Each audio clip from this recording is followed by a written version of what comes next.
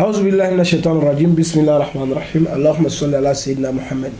وعلى آل سيدنا محمد وسلم فولي أني تنون والمنو أما كرنا كادي أفبغنا كن مقبل جلما مالكنا عن مالكوكا كفا بسم الله كجم كم مالكا بروسر ما سكا فايدة كنه أبدا من نايمشوا منا نياسكري نالا سما بروسر السلام عليكم وعليكم السلام ورحمة الله تعالى وبركاته نياسكري كفايدة كنه جم كم كنو كسبة أنا مدو بابو كنو فولي كن بابو الحمد لله سلام بيفوكي ولا ما دون وكفن بذكر بريسي promoteur fo ana barakala bela jali ko fe ante senga ante nyina amban kanu baga fo kerengana na man karam ko la ko fana fo munu ma si wati bela jali na kambo fo ko bela jali wali mando ka fa alhamdulillah kama nga jem kan kene kono ndoy fayda kene nala so bela jali ful galo le professeur bilu bay itay nala so nga bi fayda kene jem gan kono ni fe nga kuma solatuka anga boruke solatuka solatu ala nabi yere nafo professeur ki dadu la doni flebo ni kan bo ka se ka chama famu ala ana awnyira d'accord alhamdulillah sila ujaranya ko sobe niko allahumma salli ibta foko miftahul dunya wal akhirah c'est-à-dire awo allah akbar dien rekli ode miftahu mundu fana do jabi yere miftahu adele la clé abu de mako salatu allahu akbar allahumma salli ni salatu tie fuiti mi fe boko ko ni salatu ti fuiti ni salatu laje salatu e kira kan solidi ambe anga mamunu wele no anga majmoyi ni ala yere ba foko awliyai waliyu nere ala tiru olu de ne kanbawi ni o yere hindu wodi duskuyi Allahu niko Allahu waliyun wadud odi bibe kalbu mo fo de mako dusku de kemen bisban fla odi dusku yere Allahu ne ala tiru olu yere de nere kanbawi Allahu ne ara tiru olu yere de ne kanbawi ni asigi dono ala ko kay duskun ko yere de Allahu waliyu wadudu odi yere de dusku ab for ma ko khalbu arab kana odi bibe kemen bisaban flamani ya hindu sigi Allahu o mor kamala munu yere bolu do a ka ni flake nyafe munti nyafe ha wara ku serafana be ni yo segere ay kama fla ni karaba ku ke nyon fe ala waliyu wadudu munu bo do lu barakelo Allahu akbar amita nyefe fa bismillah o ni halaje kira kan soli ala ko folokale ala yere na kan melaka yere de bi soli ke kira kan o ko fe tugun qur'ana hayala ala bina mufa ala ko ya yu allazina amanu tibay aish o isukandile undi ni ko ya yu allazina amanu ye joni ko mu'mini billahi munu yere dalimbe ne ala ye jamakulu dore takofu parce que islamé bi mu'mini fana bi utikili modo islamé mais mu'minité Allah ayo be ne islamé bi mu'mini be mala ko yalu allazina amanu amanu korono ko ala biga adresser mu'minu dila mu'minu ye jonyi mo munu yere ka ala danaya sembe dekire dom Allah odi mu'minu yi mais dans ça o ala danaya ala ya adresser ala ko ala ali ala na gamele ko bi soli kiraka mais salatu jumay tafsir tigi wa fanya ko soli kele mundo fana doninte est-ce que ala yere na gamele ko bi soli kiraka amana ala ko tugu go ya ya lezina ka mamunu limanendo ka aye soli ke kiraka o salatu la kitabu tugu don ba chama ba finyana ka foko kiraka soli fem bebi se ka di mogoma c'est-à-dire ibeta sorada madi halla hara iman ibega soriga nyuma do be ni yolu ke olu bi se ka klafo mo ka solatu tidi mama o ekele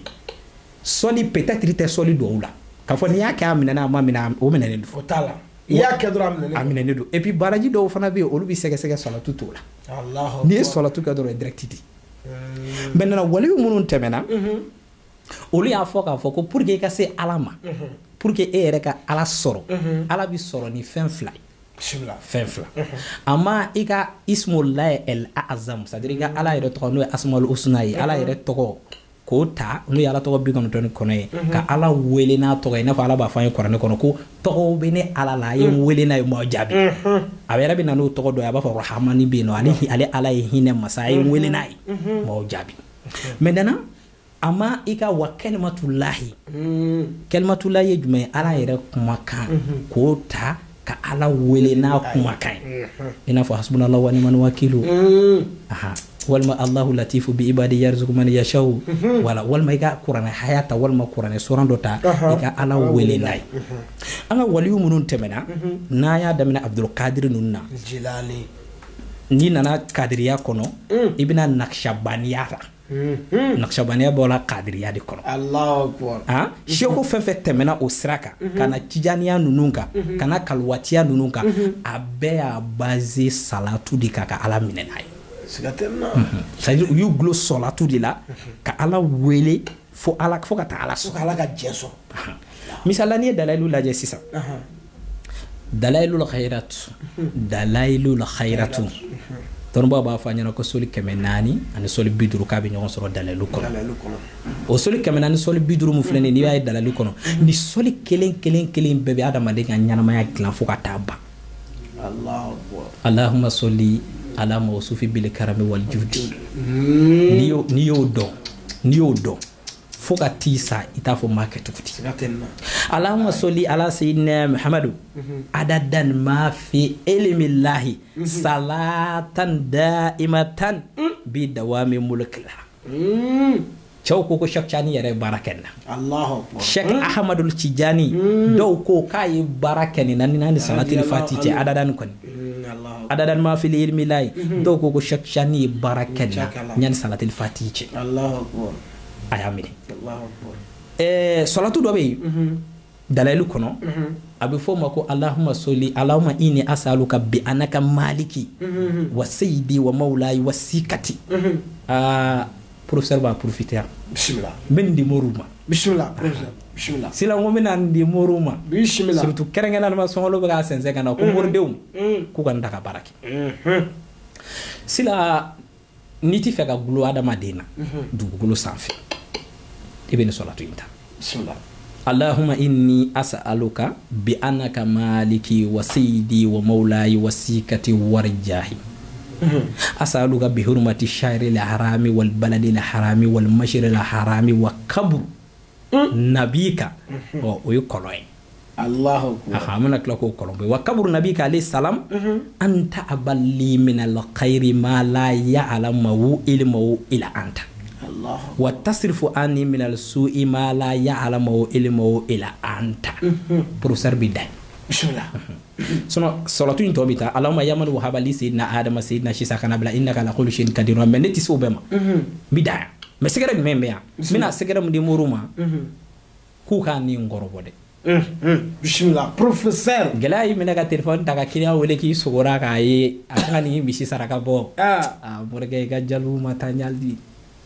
ayi amasola i ka jalbu ma sɔn hali bi ni minɛ k'i gula la cɛw ye kɔlɔn sen n'a ye i sigilen i ka so kɔnɔ ka kɔlɔsi ta ala tɔgɔ la k'a wurudi dɔ ka na dɔrɔn ko an tile karamɔgɔ n nana nin ko in ni nin ko in bɛ yen dɛ i y'a fɔ a ɲɛna ko bɔn k'a sarakati bɛ bɛn ma wari di ma k'a bɛ taa ka na a ma segin ka na ni sɔlatu de b'a kɛ ne m'a ye foyi la ni biyana ka maliki tɛ ne ka cɛkɔrɔba dɔ y'a fɔ ɲɛna ko moriya kɔnɔ a ko ni mori tɛ se ka balo ko fo client dɔ ka na wari d'i ma a ko i ka kɔlɔsi ma baara kɛ fo dɔ de ka na da kɔngɔ ko karamɔgɔ nin na an bɛ taa ka na a tɛ segin karamɔgɔ ni minɛ i ka dugawu kɛ n ye ni minɛ i ka dugawu kɛ n ye dɔrɔn i tɛ foyi di dɛ k'i sigilen to dɔrɔn karamɔgɔ wa i tun ye nin ko nin kɛ ne a ɲɛna dɛ hɔn na wa karamɔgɔ hakili b'a la san dɔ la i delila ka fɛn dɔ dilan ka di ne ma a ko karamɔgɔ dɔw jabila 500,000 minɛ filɛ ko bilen quoi biyana ka maliki de b'a kɛ c'est à dire ka na ni nafolo ye kundala a tasirifu cɛkɔrɔbaw bolo hali bi a tasirifu sira dɔw bɛ yen sila su kelen baara don salatu yɛrɛ la n da magara adadan ma fili ilimilayi mun na a sira dɔ bɛ yen a sira dɔ bɛ yen o ni bakuni sanonimafunu bɛ taa ni ɲɔgɔn fɛ n'o ye bisimilayi kun faya kun ye o sira dɔ bɛ yen n'i y'a baara su kelen a wari bɛ na a wari bɛ na n'a wari nana ni dugu jɛra dɔrɔn i bɛ sagajigi jɛman san i bɛ taa sagajigi jɛman i b'a ni mɔgɔ dɔ la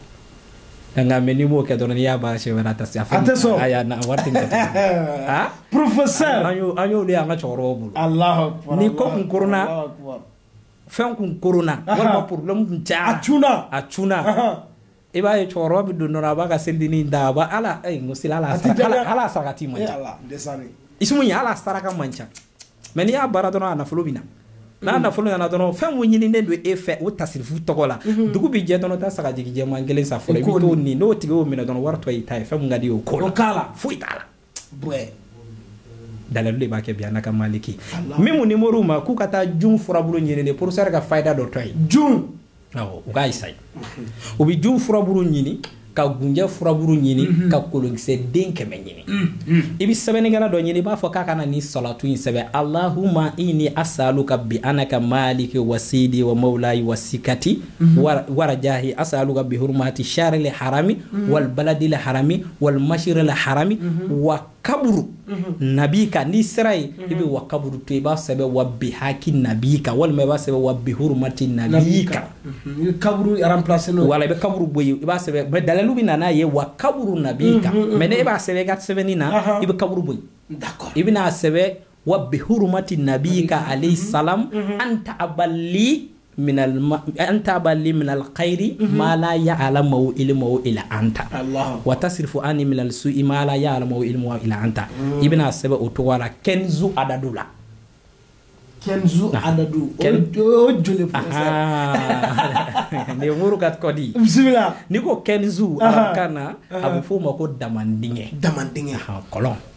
kolon ye kenzu ye kenzu de bɛ 77 ni 7 Allahu akbar ba sɛbɛ siɲɛ 77 i b'a nasi sɛbɛ siɲɛ 77 ni 7 jun furaburu ani gunjɛ furaburu ani kolonkisɛ den 100 i bɛna o bila daga kɔnɔ k'a nasi k'a la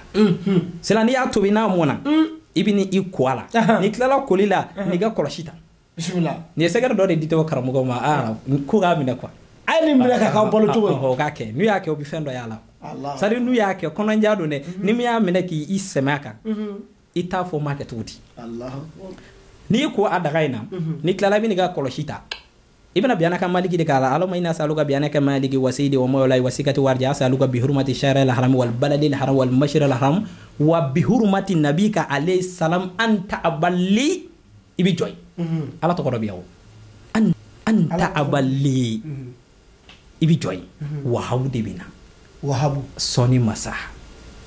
anta aballi ni sera dɔrɔn i bɛ jɔ i bɛ yaa wahabu minɛ wahabu yɛrɛ a bɛ bɛn 14 ma hindu la dɔrɔn wahabu bɛ 14 ma mais i b'a gosi sigiyɔrɔma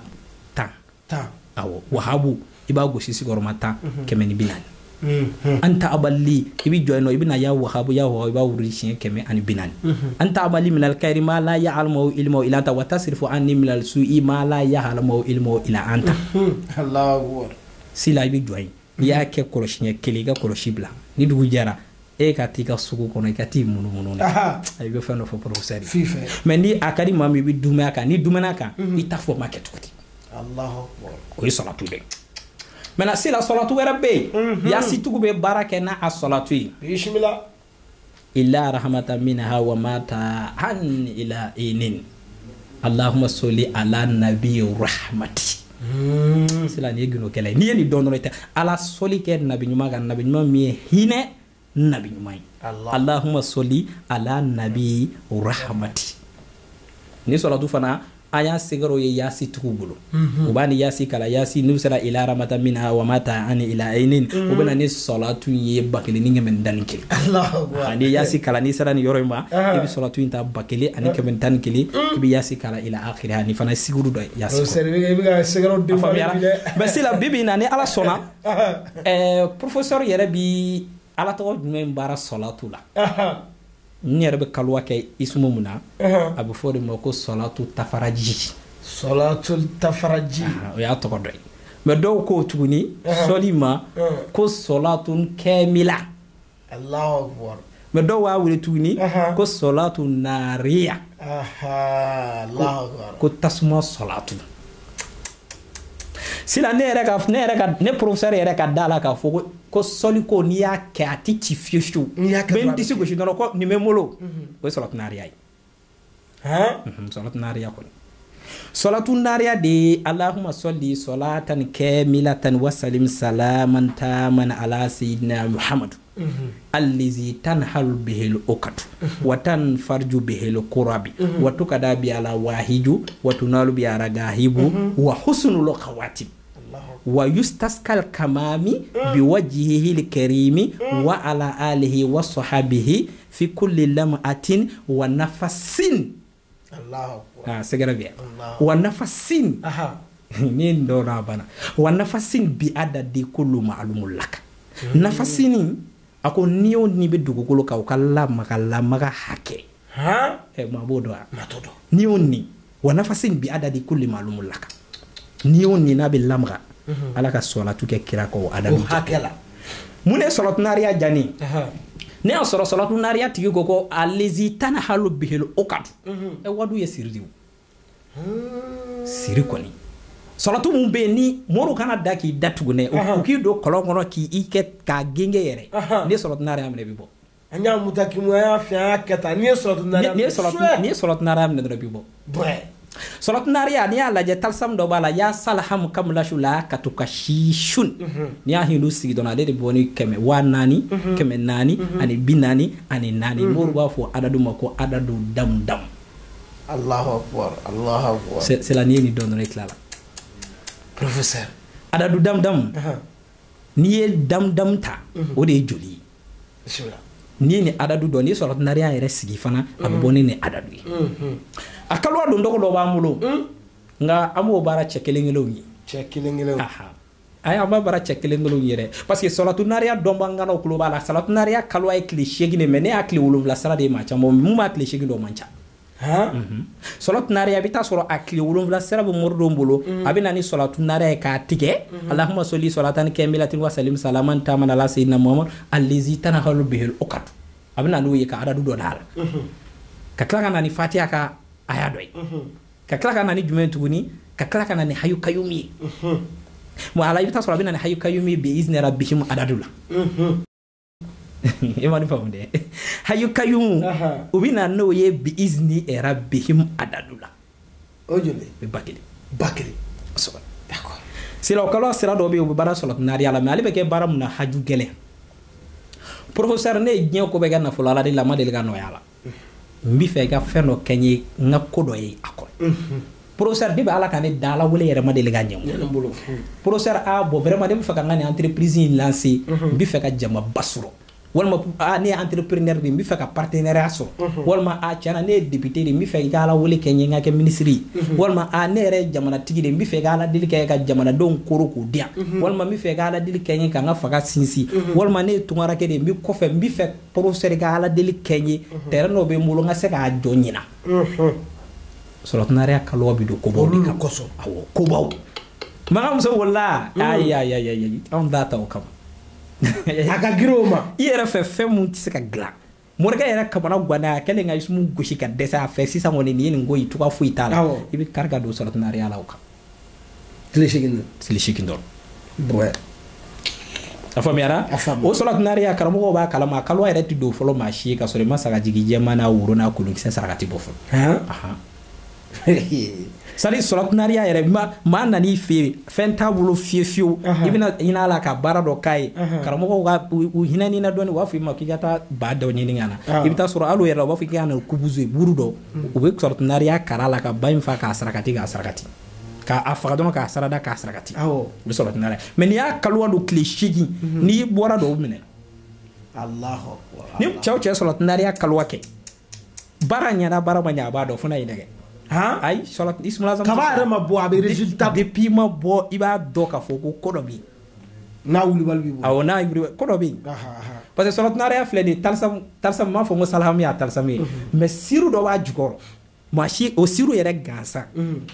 o siri gansan Shamsul Marufuru kubra tigi b'a fɔ o talisam kelen pe n'i y'o dɔn ni ala wele na diɲɛ ko ko ala b'a kɛ o fana ni ye salatu dɔ bɛ dalelu kɔnɔ o salatu ni y'o hindu fana bɔ o bɛ taa bɛn o ma Allahu akbar sɛgɛrɛ bɛ yen dɛ o de kama an ka cɛbaba minnu ye kaliwa cɛ dumanw ye a bɛɛ ye salatu nariya cakɛ ka tɛmɛ Sheikh Ibrahim Niass Kaolack Toshilam tigi n'o ye salatu nariya cakɛ Gindo alimamu tɛmɛna Segu n'a kun ye dayɛlɛ nariya la maa ti datugu ayi olu tun ti ala nariya ninnu yɛrɛ ye ala tɔgɔ ye a jumlaw de bɛ kɛ muru bolo k'a fɔ ko ismu kelen-kelenw de tɛ ayi ale jumlabaw de bɛ kɛ karamɔgɔw bolo i bɛ na dɔrɔn u bɛ baarafara kelen di ma k'i don a kaliwa la k'i labila n'u y'i labila dɔrɔn baara a banna donc sisan n'i ye professeur ɲininka ne bɛ baara kɛ solatu mun na n bɛ kaliwa don solatu mun na o ye solatu nariya ye n b'a baara bɛɛ ye n b'a baara fanga kan n b'a baara nafolo ɲini kan n b'a baara dawula kan n b'a baara tɔgɔ kan a bɛ baara kobaw de la karisa vraiment ne ye nafolotigi n ye dɔɔnin sɔrɔ nka n bɛ fɛ ka bin n ma bin professeur n bɛ fɛ i k'an dɛmɛ n kɔrɔlen na solatu nariya de n bɛ fɛ ka se plafond la n bɛ fɛ ka se plafond la parce que i b'a dɔn wari fana ye adadu dɔ de ye wari hakɛ dɔw bɛ yen n'i y'a sɔrɔ i tɛ taa ɲɛ i tɛ bin i tɛ yɛlɛ i tɛ bin i tɛ yɛlɛ i tɛ jigin i tɛ yɛlɛ i tɛ jigin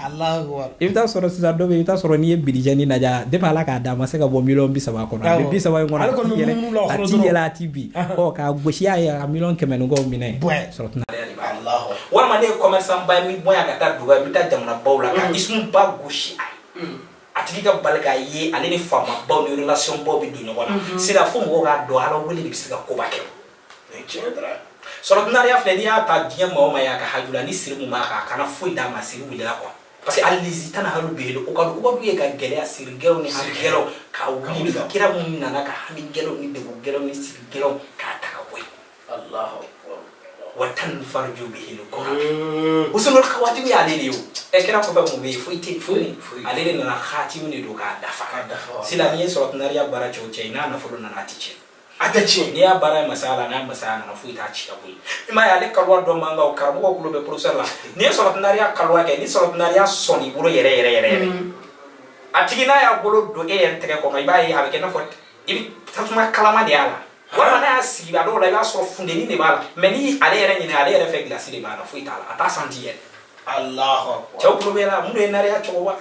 donc sila alhamdulillah donc an bɛ nariya kaliwa don mɔgɔw ye inshallah ni ala sɔnna mali kɔnɔ ani mali kɔ kan mais a bɛ dépend fo ni mɔgɔ min y'a demandé walima professeur yɛrɛ y'a dɔn nin ka cas ye cas urgent ye et puis a ka gɛlɛn professeur bɛ se k'a ta olu de ye kosɛbɛ ni ala sɔnna ma ni professeur y'a nɛgɛjuru siraw bɛ boli jaw ɲɛfɛ mɔgɔ min bɛ yen k'i bɛ fɛ ka professeur don kaliwa la i da ka nɛgɛjuru sira in kɔngɔ dɔrɔn ni ala sɔnna minnu ye mali kɔ kan a bɛ nin kati kɛ 00223 77 18 13 94 n'o ko ni professeur bɛ ɲɔgɔn sɔrɔ ni ala sɔnna professeur n bɛ dan sara fɛdɛ kɛmɛ de ma kosɛbɛ n bɛ dugawu kɛ ni ala sɔnna an b'a fɔ Allahumma salli salatan kamilatan wa sallim salaman taman ala sayyidina Muhammad allazi tanahalu bihi al-uqad wa tanfarju bihi al-qurab wa tuqada bi al-wahid wa tunalu bi al-ghaib wa husnul khawatim wa yustasqal kamami bi wajhihi al-karim wa ala alihi wa sahbihi fi kulli lam'atin wa nafasin bi adadi kulli ma'munaka sayyidi subhana rabbika rabbil izzati amma yasifun wa salatu wa salamun ala al-mursalin wa alhamdulillahi rabbil alamin